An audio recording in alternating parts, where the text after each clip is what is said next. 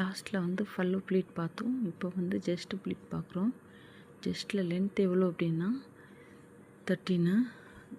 அதுக்கு நேரம் ஒரு பின்னு பெட்ஷீட்டில் சேரீயோடு சேர்த்து ஒரு பின் பண்ணியிருந்தோம்.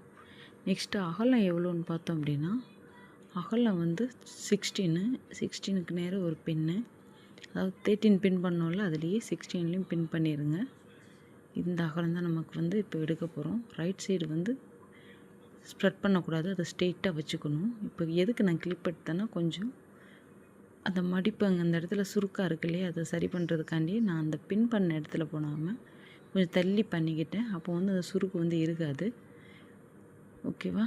நெக்ஸ்ட் வந்து ரைட் சைடு வந்து நம்ம வந்து ஸ்ப்ரெட் பண்ணக்கூடாது, லெஃப்ட் சைடு தான் எடுத்து வந்து அப்படியே ஸ்ப்ரெட் பண்ணணும்.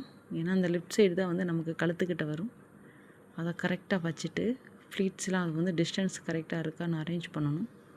அரேஞ்ச் பண்ணிவிட்டு ஒரு அயனிங் கொடுத்துட்டோம் அப்படின்னா கரெக்டாக இருக்கும். எப்போதும் அயன் பண்ணும்போது ஸ்டார்டிங்கில் நம்ம அயன் சுவிட்சு போட்டு உடனே சேரீயில் வைக்கக்கூடாது.